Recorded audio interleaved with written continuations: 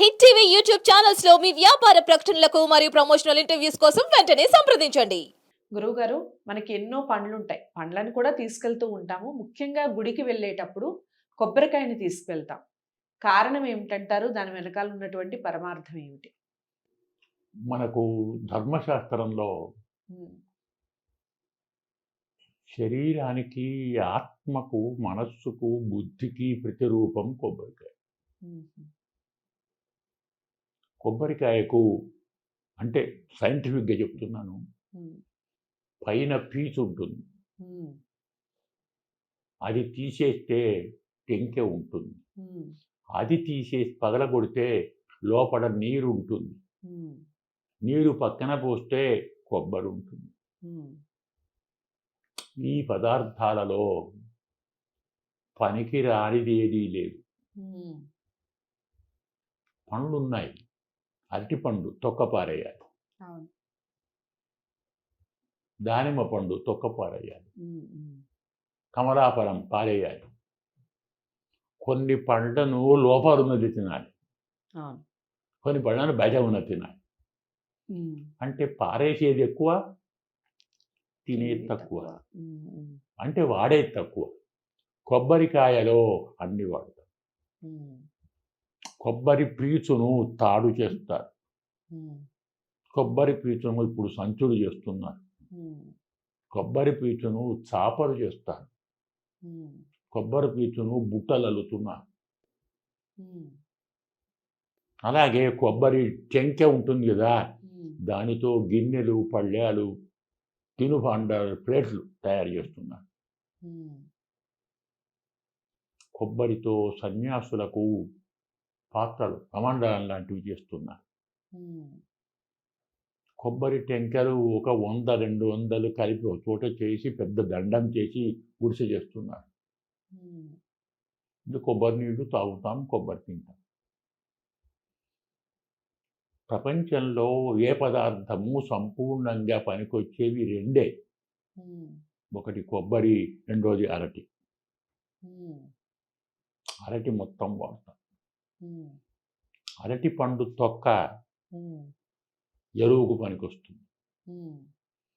అరటి మోదే అంటారు, లోపల ఉంటుంది. హ్మ్. దాన్ని కూర చేసుకుంటాం. హ్మ్. అరటి ఆకులు వాడుతాం, అరటి పువ్వు వాడుతాం, అరటి పండు వాడుతాం. హ్మ్. అందుకే మనకు ఆరగింపులో అరటి పండు శ్రేష్టం, హ్మ్. కొబ్బరికాయ శ్రేష్టం. హ్మ్.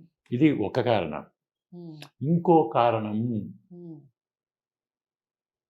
త్యాగం చేసేది ఒక కొబ్బరికాయ. హ్మ్. తక్కినవి ఏవి త్యాగం చేయదు. అరటి పండు పొట్టు తీసి పారేసి పండు తింటాం. హ్మ్. కానీ కొబ్బరిని పగలగొడితేనే నీరు వస్తుంది. హ్మ్.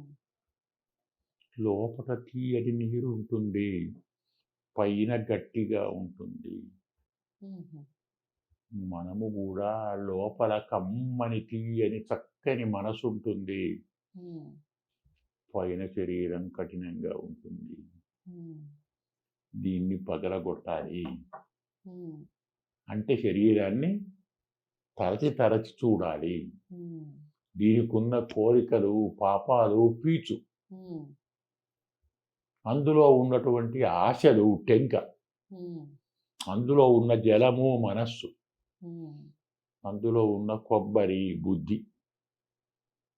ఇలా మనం మన శరీరాన్ని, మన మనస్సును, మన బుద్ధిని, మన ఆత్మను, మన భక్తిని, మన భావాన్ని పరమాత్మకు అర్పించాలి. అందుకోసం తక్కిన వాటికంటే కొబ్బరికాయని అందించాలి. హ్మ్. అందులో ఇంకోటి, హ్మ్. కొబ్బరికాయకు 3 కన్నులు ఉంటాయి. హ్మ్. నారికేళ సముద్భూత త్రినేత్ర మంత్రం. హ్మ్. మనకు కూడా 3 కన్నులు ఉన్నాయి. హ్మ్.